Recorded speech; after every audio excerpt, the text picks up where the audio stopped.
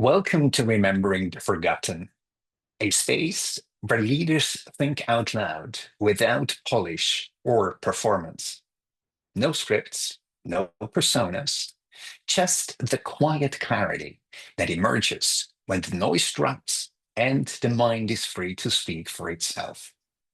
Today, I'm joined by Steve Ramona, a human SEO and master connector who turns introductions into impact.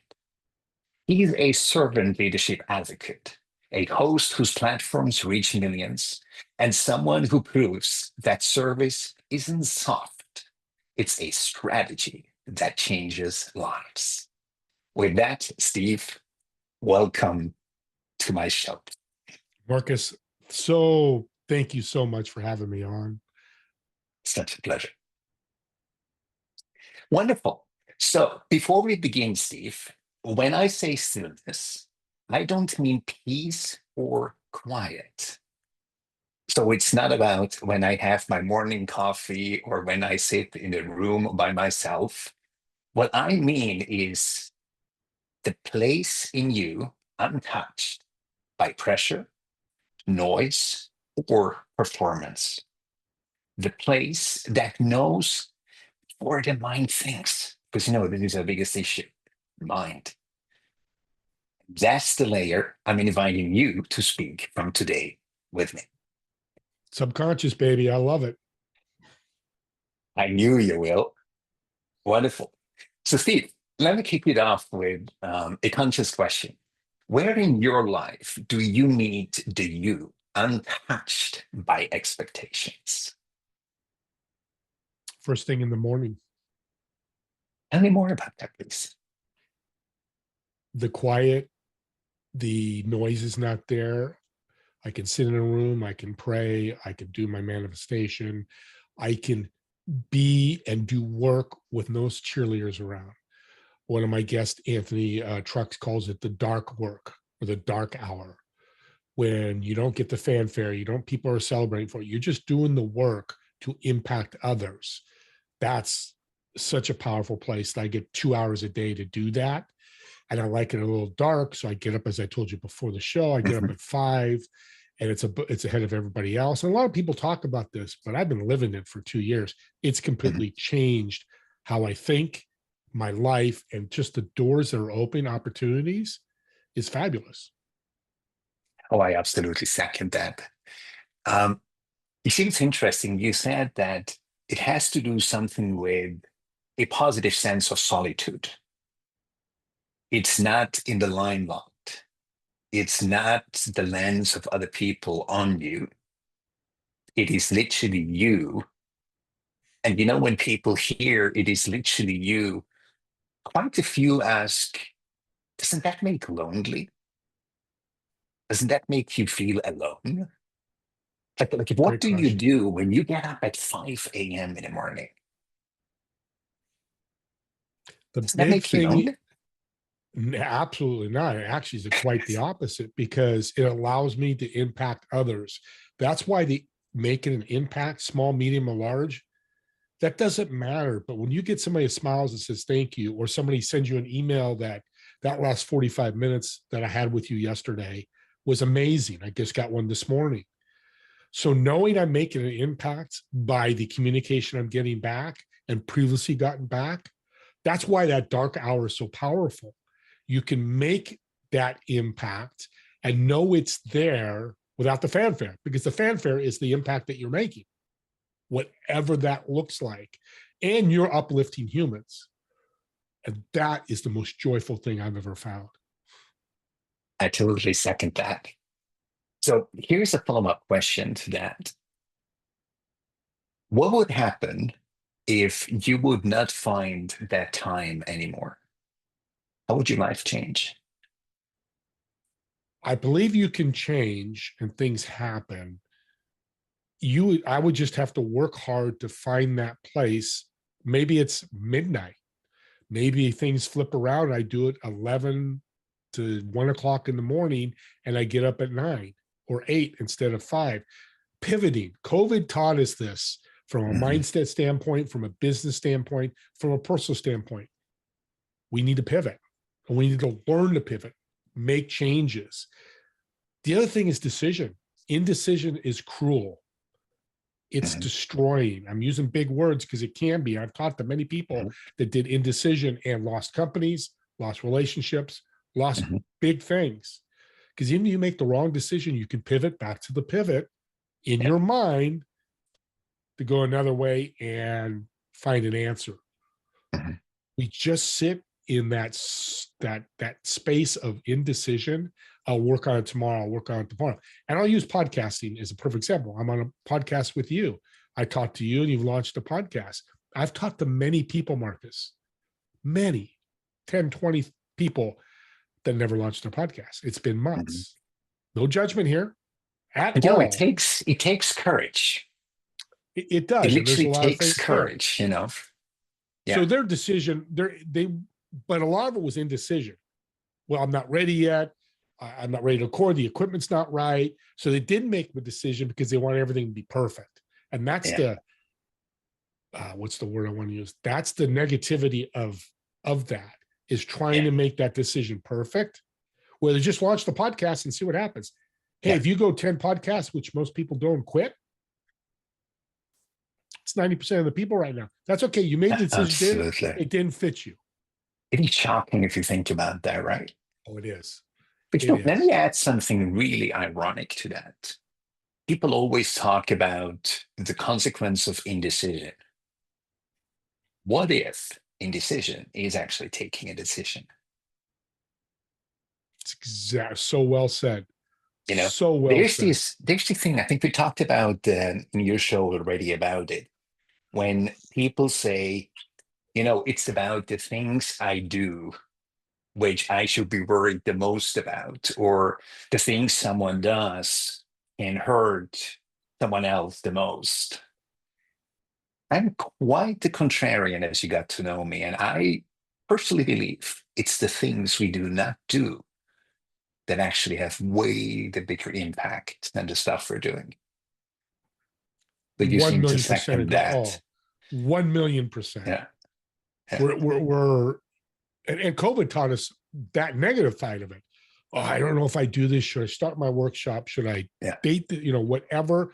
I'll wait, I'll wait, I'll wait. And there's a time to wait, but it just doesn't have to be perfect. I tell business coaches all the time, launch your workshop and build it as you bring customers in. Like, well, I'm not ready yet, but they will help you build your workshop, build your Yeah. business by giving you feedback. That's why people do beta programs. It's for the Exactly. feedback. So Exactly. I know people have lost millions of dollars because of indecision. Audience, Mhm. would you like to lose millions of dollars? I don't think so. I wouldn't, That's exactly it. right? Yeah. You see what's interesting? When I figured out a while ago that basically what I bring to the table is stillness. And I just want to explain stillness in my own sense, Steve. It is the place where people meet me, and suddenly their guards get lowered. The mind, which is chatter, chatter, chatter, chatter, chatter, right? Judging and, negative, negative, negative, negative, suddenly like, so I believe when someone actually invests the time into stillness first, that's when they get the confidence to say, you know what? I don't have to be perfect. So what if it's actually not so much that they don't believe that they have what it takes professionally, technically, but it is actually themselves. It's beautiful. Because Love that. let's look at it. And this is an interesting conversation to have. It's just a brief detour. Remember, like when we discussed online business and offline business, and I said, how the heck can someone expect to be successful online if they never learn to be successful offline? And for the audience, this is a very big one. We have five senses. If you and I meet in person, suddenly online, we have three left. So now, what you did not manage with five senses, you have to accomplish with three. Good luck. It's And tougher. now you don't start from stillness, meaning you can literally calm yourself down. And so, yeah, let's dive into stillness for a moment. We are living in society. I'm curious what you think about that, Steve. We're living in a society which honors and worships the mind over everything. You second that? Oh yeah, no doubt. That's a no doubter for me. And you see what's interesting for the audience, and as well as for us, the mind is probably the most beautiful instrument if it works properly. But for most people, it does not. Nope. It is It's still like a BS from society, right? yeah. It's like the internet. The internet could be a lovely place for us to Yes. learn, to grow, to search, to get information. But it also could be the dark web where people are selling arms, doing illegal things, doing bad things, doing all that stuff I don't need to mention. The same thing with the mind. It can do wonderful things for us and for other people, and it can do really bad things. That's exactly it. And you see, when we worship the mind, and this is so beautiful having these conversations, and I told you I'll have up to 20 plus until the 20th of December. So I really feel deeply, deeply blessed to be able to do my work.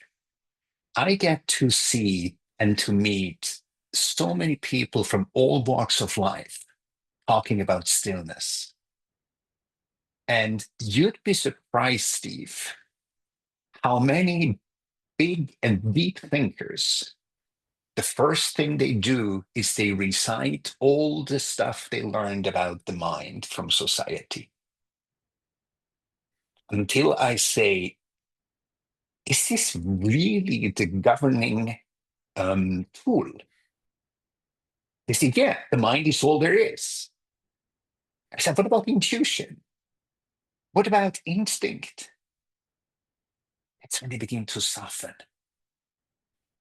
Then I say, Yeah. look, let's talk about stillness for a moment. Stillness is not, I need to travel to India and I go into an ashram, which might be beautiful. You know, I'm an avid meditator as well as you are, so I can speak to that. But stillness is the opposite of absence of action. Stillness is extremely active. That's probably when you sit in the morning with your coffee at 5:15 a.m., when you suddenly realize, gosh, where did that surge of energy come from? And other people would say, yeah, but Marcus, no, no, that's not stillness. Stillness is I go into quiet. So no, no, that's silence, or that might be called stillness. But if you think about it, stillness in the end is a human operating system which we totally have forgotten about. And I know that's Yeah. quite a statement. So I would love to talk a little bit about that statement. Creativity. It's important in business, important in life, but more important in business. I'm so creative in the morning. By Mhm. 1 o'clock in the afternoon, I've had a lot of noise, a lot of things happen. My mind's processing everything that happened during the day. So the first thing you do when you get up, when I do get up, I've been taught that's why I do it. All the successful people I've interviewed, they're up early. They're up when it's dark, and their creativity, their decision making, their ability to work on their business and work on themselves is much greater. If I had the ability, I would love to work out in the morning because I think the morning 5, 6 a.m. is great. I do it in the afternoon. It actually works for me. And by the way, the Mhm. audience, this is different for everybody. You don't need to It do the is. 5 a.m. You just got to find that stillness. But when I Yeah. get on the treadmill and do my weight workout, it takes me away from everything that happened. So now I get a break and stillness again, where I can just, because that's what I think stillness is too, is to allow your body to reset, your mind to Yes. reset. Absolutely. And that's work, that's action. Absolutely. Yeah. To And so I remember, love what you do. I coined stillness to be the process of remembering who you were before the world told you who you had to become. So now imagine if I have one of those top thinkers and I emphasize thinkers because it's all in the head, it's all in the mind. They have like 100,000 sources they can recite to me. And I just say, but what about if that thing drops? Have we really been born this way? And that's when the introspection begins. Because that's the invitation for people to think, no, when I was a child, I was a child. I couldn't have cared less about what people thought. No. Or I might have listened to it. At least I did that. I couldn't have cared less about what people thought about me. But when people say, when you're born, and I think that's a philosophical question, when you're born, you have lost all memory about who you really are. And to be honest, Steve, I personally believe this is the most dangerous philosophy you can believe in. Because I believe everyone is born knowing exactly who they are, but forgetting it pretty fast when the society, parents, church, whatever it is, starts taking over and filling you up with mindset stuff. They call it the heart, right? Because Oh, they, yeah. they teach love, but in the end, it's all programming a child's mind. But the beauty is, and I'm curious what you think about that. The beauty for me is a human journey is actually remembering what we forgot back then so we can start living from our original design. And just to clarify, and then you got to know me, Steve, I'm probably the most anti spiritual guru, woo woo, rah rah person you'll ever meet. When I speak of original design, it is who you were planned when you came here before all the garbage took over. What is your take on that? Our time we grew up molds us, good, bad, indifferent, and they come back to haunt us. And that's why there's counseling. It's and you have to understand it. But you're right. When you're a child up to 10 years old, you're just trying to grow and eat and do day-to-day stuff. You're really simple. Things are simple. And as we become an adult, things aren't as simple anymore. All that noise with social media, the work, family life. This happened. My car just broke down. Oh my God, I've got to replace the plumbing. I got a $10,000 bill. We got all this noise. I love that word noise because that's what it is. It Because is, noise, absolutely. right, goes right in your subconscious. Oh, what am I going to do? I got a $10,000 bill. I can't pay for it. Now, a lot of people will go into debt and figure all that out. And some people will go, let me figure this out. Maybe I go in debt for a couple months. I do this. Maybe I work, whatever. And I think that's two different areas of people. Either figure it Mhm, out or just give up. And mhm, part of that goes back to your upbringing. How were you mhm, brought up? mhm. How were you changed? How were you taught? I'm not sure about you, Steve, but if somebody would say that I had a simple upbringing, that would be an understatement. Because let's say until the age of 9.5, there was nothing I could not have imagined doing. Nothing I could not have imagined to be able to achieve. And I sometimes really feel like the first 9.5 years, they were some of the most creative years of my life, Mm. where I actually have laid the foundation of what's coming into fruition now at the age of 53. I know this might sound crazy for many people because they remember themselves as pretty simple. But I invite the audience to think about that. Were they really that simple? Or has all the noise, and by the way, I believe noise is pretty much the antidote to stillness. It's the opposite, stillness or noise, right? There's not Yep. much between that. But when we start thinking about, goodness me, how was it before I was taught who I had to become by society? Who was that? So here's an interesting experiment I recommend everyone to do. Find someone who knew you back then and ask them to share with you how they have you in mind. I did that with my own mom. And I could tell you, I was blown away. Yeah, it's No. crazy. Well, we forget too. I'm 64, you're 57. We forget those. And that's a pretty cool experiment to go back and say, hey, what was I like? What did I do? And go, man, I don't remember. Oh, I remember, because once somebody's reminded in the subconscious, it starts coming back. Oh, yeah, I used to play sports all the time. Oh, I love sports. Oh, I remember that. I wish I could do it now, but I can't. And it starts emerging in your brain, in your thoughts, and your mindset. And hopefully it's the good stuff. Bad stuff comes up too. And that's just Mhm. life, because life is Let's not just deal with perfect. it. Yeah, Yep. exactly. You deal Yeah, with That's a great response to that. You have to try to yeah, learn it, whatever that looks like. We're yeah. not going to decide how you deal with it, but you got to deal. No, Again, it goes back to yeah, decision. Does something happen? It's affecting you now. How are you going to deal with it? Go out and figure that out. Make decisions how to figure it out. Make the decision yeah, to talk to 5 people or whatever it may be yeah, that you do. So really kind of full circle back. yeah. Steve, there's a big reason for why I have absolutely decided not to go into psychology, psychotherapy, psychiatry. I could have gone that route, but I decided to work with people who get to the point where they say, is this it?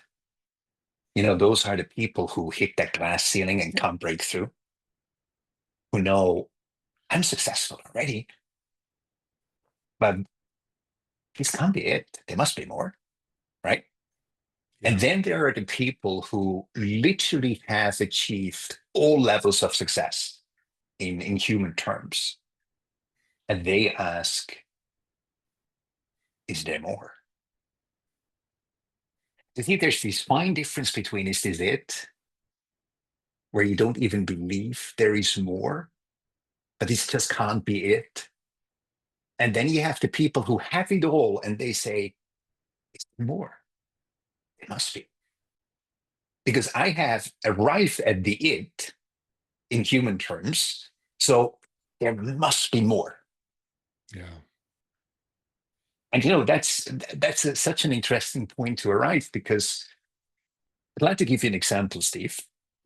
There's this person who has sold the company, and that person's share alone half a billion with a B dollars on his bank account. Hmm. $500 million on his bank account. I'm not sure how many of our audience has that on their bank account or can even imagine that Yeah. amount of money at $500 million. So my friend called me and he said to me, Marcus, look, this guy called me up. He's a friend of his and a client. And he called me up and he said, Marcus, I just sold, let's call him Pete. I just sold my company and now I have this money. And he asked me, what do you think, Marcus? What was his state of mind when he called me and he shared? I said, if I was a lay person, I would say he was elated, he was happy, he was relieved. However, I believe it was the opposite. And Interesting. Pete looked at me and he said, Marcus, he was sobbing. He was crying. I said, I could tell you why. He has no purpose anymore. He has fulfilled everything the world taught him to become. You see how deep that is? When you get to Huge. the point where you actually are on the mountain of the world, literally on the peak of the world, and there is nowhere else to go. Like, think about $500 million. I don't think it's all his money. That's just this one company he's owned. That's generational wealth for 4 or 5 generations. And now I get a little bit sobering. What people do not understand and know is the suicide rate of these people when they get to the point and they say, there is so much emptiness in me. This can't be it. However, I don't see there is more. And the most dangerous thing is my family is secured.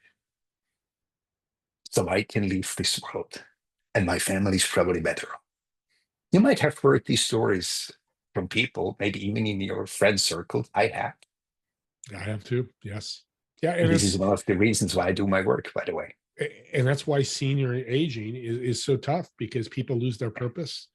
They're not active. They're not doing things. I have Eric Collette's a good friend of mine, helping reverse dementia. But the big Mhm. thing he talks Beautiful. about is to become inactive. Mhm. You know, I'm 80 years old. What am I going to do? I got this, and this, and they just let their body fade away.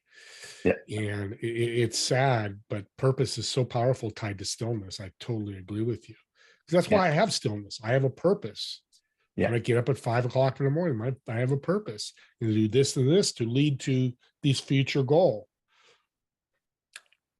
It just makes it easier. People go, how do you do that? Just because it's my purpose. I need to do Yeah. that. I need to be up at 5 o'clock in the morning. Things I do need to be done at that time. Again, going Yeah. back, I want a disclaimer.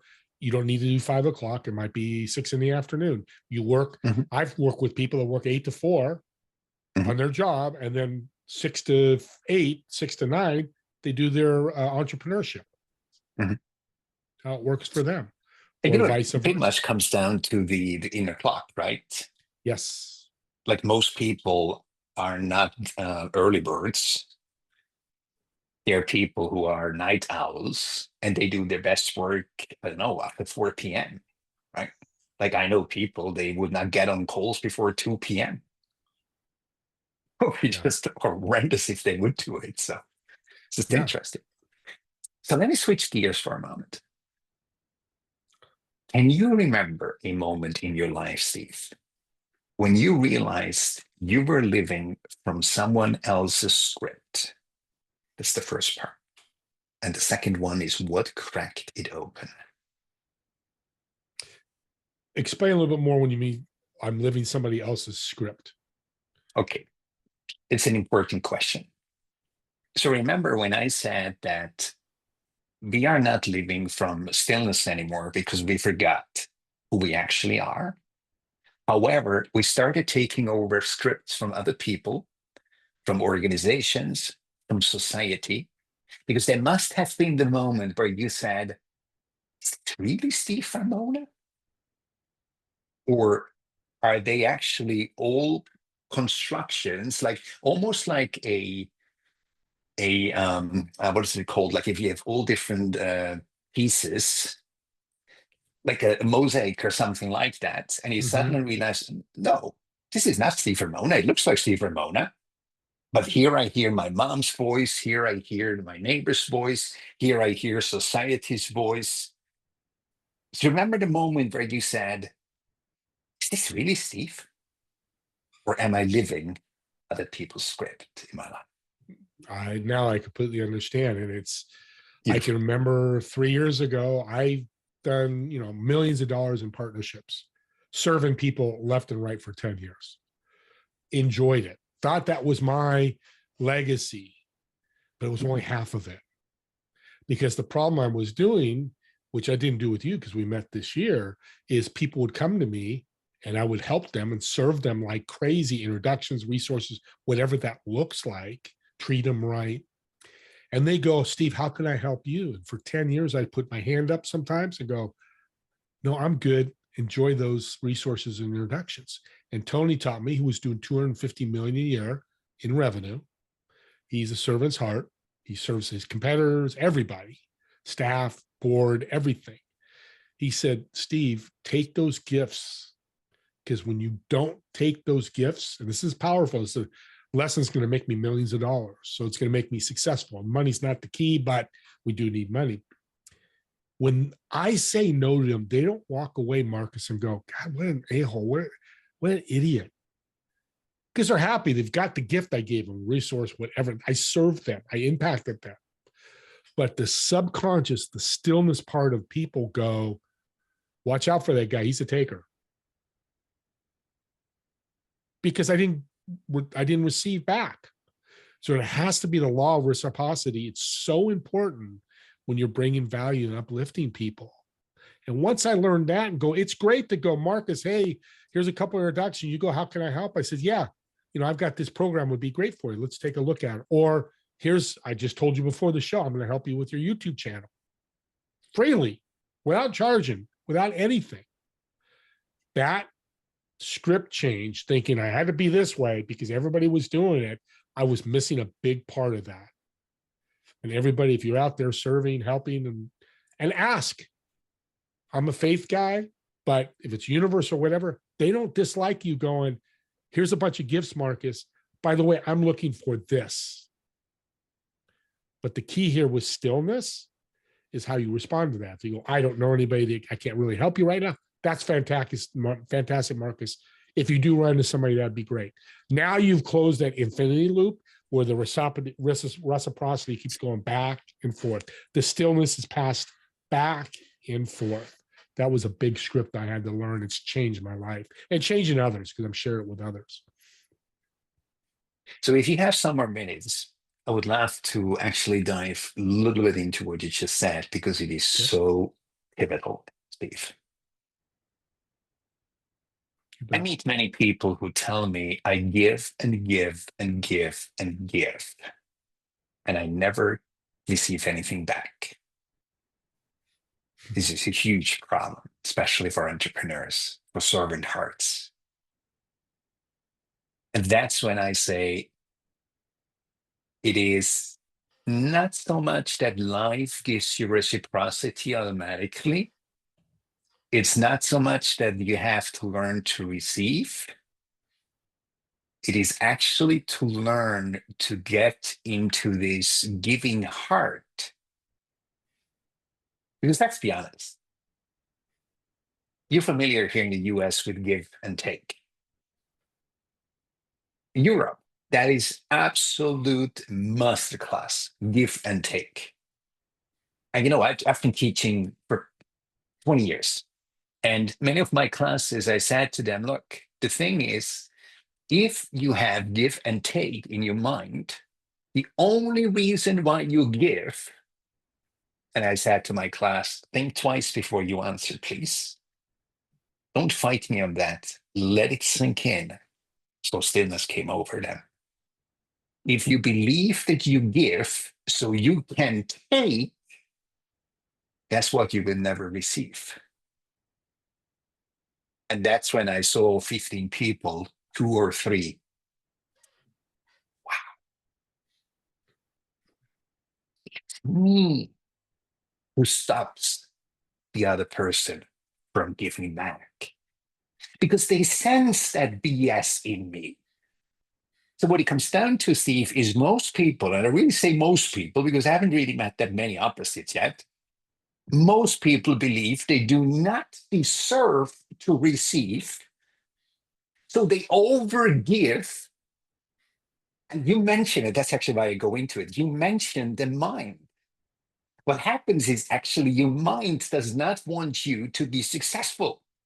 It wants you to fail because, that's the setup. You don't deserve to be successful, so it will help you to fail. So when you fail, meaning you don't receive, you said it, the other guy is a taker. So suddenly everyone becomes a taker. When I speak with people like, how do you work the net? What do you mean work the net? I don't even do networking. So why don't you? No one is interested in giving me anything. I said, no, you're absolutely right. They're not. They're not.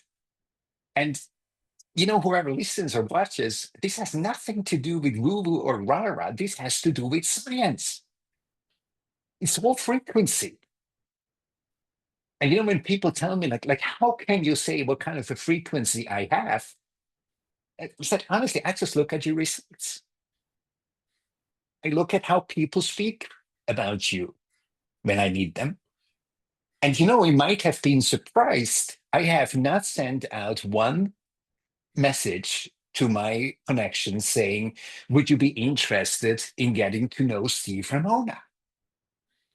Out of the blue, they received that introduction straight on. And have you had one conversation where you felt awkwardness? Like, why the heck did Marcus connect us? He should have asked me. No, no. This is a network of people who know that the giving automatically leads to receiving. But when we actually sign up for the give and take, we're screwed. Not transformational or transactional. That's the mindset. Yes. You talk about Yes. transformational and other people transactional. And here's the crazy thing, audience. Every time I ask, and I just did it yesterday, I met a gentleman named Mo out of London. So excited to hear, saw my background. And, it's a little bit to live up to. It's not a problem for me. And we got done. He was like, we were running. I actually was late to my next meeting because he said, I've got to help you. How can I help you? You've done so much for me. And when you get to that point that you're so good at this, Yeah. really uplifting people, it just comes naturally. And I hear all the time podcast hosts go, half my guests don't promote my shows. They probably didn't uplift them. They didn't bring them whatever that is. Because their mindset is, well, it was a good show, but it wasn't a great show.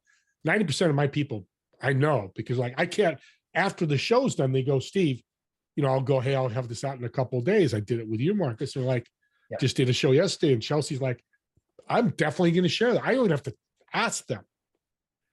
I don't even put it in my messaging to share it. I know they will. And if they don't, that's then curiosity, not judgmental. So it leads to doors, I call them opportunity doors, opening, that you could pick and choose what door you go into. The more opportunities you have, we all know this is basic math, the more chance of you growing personally and professionally. Yeah. And by the way, real quick, Marcus, nobody, when I've asked, nobody's told somebody else or wrote me an email or told me in person, why are you doing that? That's great. You're asking me something? Not one. I've done 1,800 referrals last year. I'll do over 2,000 this year. I meet a lot of people. So I've got a lot of numbers.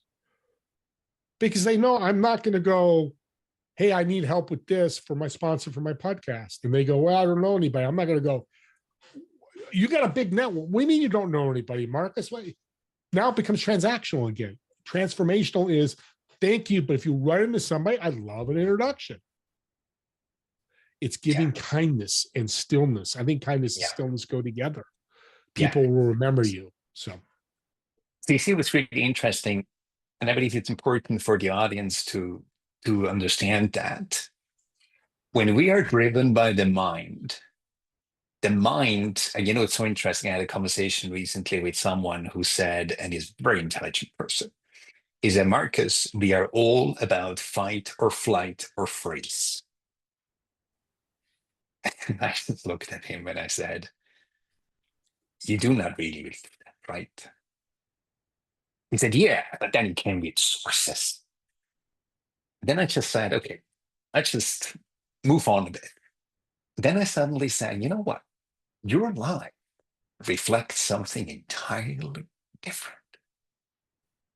Your life does not reflect fight or flight nor freeze.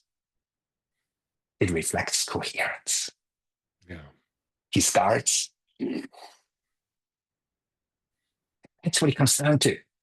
So you cannot be in a fight or flight or freeze mode to believe that you will receive reciprocity. So let's talk one more sentence about networking or working the net. By the way, when I speak about working the net, it means I'm tapping into other people's existing resources, into networks. Because, I learned at a young age doing networking is pretty much futile. You need to find 5 people, be great enough, and they let you into their networks, which is already like made. So what it comes down to is in terms of networking, when you go out there with the mindset, this is a mindset which I learn so often from people. I helped Steve, so guess what? Steve will help me. You absolutely shorten yourself. Because think about that when people look at my last 12 months here in the US, Steve, I helped one, received from 10. Did I receive anything from that one person I helped? No, no. And that's where people say, but Marcus, this is insane. This is insane. Why don't you ask something back from those people? Or why don't they come up to the idea to actually help you? It's because that's not how life works. That is transactional. And now I'm a little bit mean with a little code called transformational on top of it. But it is transactional in the end. The bottom line is it's transactional. And networking is, here's a tip that I learned that I've taught a lot of people in the last 6 weeks. A friend of mine, Shelley Goldstein, shout out to her, great guest. That's why I love podcasting, because I learned myself. I'm growing 64 faster than I was in my 30s. And when you're out there networking and connecting, whether it's a networking group or one-on-one, and people ask what you do, tell them your features. Don't even tell them the name of your company. I mean, eventually you will, but you tell a story. And here's a perfect example. Here's what I do. Imagine, Marcus, an audience, you wake up tomorrow and there's no power. Your house is down. And you look, your internet's down. Everything is down. And it's happened across the world or across the United States. And it's happened in Spain and Portugal this year, where the whole country's been blacked out, no power. What would you do? How would it affect you? What I do is I'm bringing renewable energy in with my partners in land and finding landowners to solve that problem so that never happens to you and be able to keep using AI. Well, that 30 seconds, does people know what I do? Yes. Some will care and some won't, and that's fine. But to me, hey, I've got Ramex development. I'm a funding guy. I help partners get together. Say, no, here's what I do. I've done billions of dollars, and because it doesn't affect them. They don't care about me. They care about what I can do. So if you could tell a story every time you meet somebody, and I don't do networking groups anymore, but I'm in a big 2-hour one at 10 in another hour. And that's what I'm going to do. When they ask me what I do, it's what I do. I'm a, podcast host, and I could say, hey, imagine having a podcast and you're able to connect with billionaires and millionaires. Would that change your life? Would that grow your business? It. Yeah. Yeah. Well, that's what I do. I do a podcast and I teach people how to do that. I'd have email after email after email. How do I do it? How do I connect with you? But here's the powerful thing. I'm going to go back to this. When you serve like that, the universe will reward you. And I've woken up in the morning one day, $500 in my PayPal account. I had no idea where it came from. I realized as I researched it, it was 6 months ago, I had introduced somebody to a coaching program. And he paid me a commission. That's exactly what it comes down to. But you see, this is to believe that there is more than just myself. And now imagine everyone has a field. And you can sense someone's field when you meet that person. Either it's expensive or it's the opposite. Like it sucks you in or it sucks all the energy out of you. Or you get nourished. Because, for a while, I believe not everyone has a field. There's only a positive field. But no. Everyone has a field. And that field very much determines the quality of your connections. So I believe it does come down to stillness. And stillness, literally, audience, think about this one question is so deep. Remember who you were before the world told you who you had to become. It's pretty much my entire teaching in one sentence. And this is what I do when I work with people. I accompany them on that journey. Because in the end, it's a journey back to yourself. When they ask for, is there more? They don't mean more of what they have already, because that can't be it. It's the journey to themselves. So before I go to the absolute last question, Steve, one short answer, please. What most pulls you out of yourself and what lets you return? Because you must Serving have people. those. Serving people. And what is it that literally takes you out of stillness? Just so people understand you're human as well. Noise, too much noise, tons of Yeah. emails that are negative, text messages. Why'd you do this? WhatsApp. I'm now on WhatsApp. Another. So you're getting all this noise, and my mind goes crazy. It's like, what did I do wrong here? I know I did. And then you go into that noise, chaos. It's a word I just came up with, noise, chaos. Now your mind, your conscious, subconscious, you're going crazy. Yeah, you did something wrong. Then you're dealing with anxiety, stress, no creativity. You can't be effective that way. Now, I had a guest on, and this is a great tip, audience.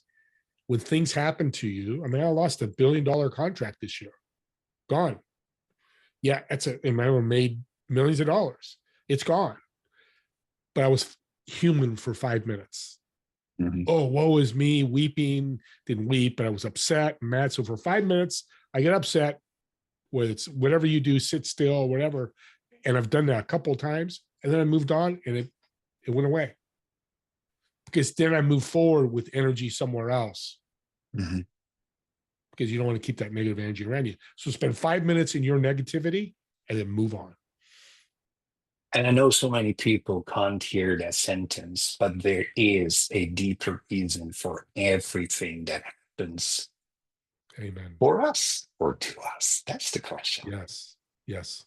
Steve, this Very brings cool. me to my last question. If someone listens and feels lost in that noise you just mentioned, what is one thing you'd want them to remember is still true?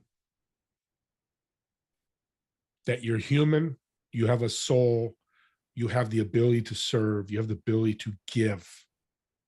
Everybody has that. But the people that don't just aren't pulling it out. We are fallible. Again, I'll go back to the 5 minute being human. I've made mistakes. I made a mistake 2 weeks ago.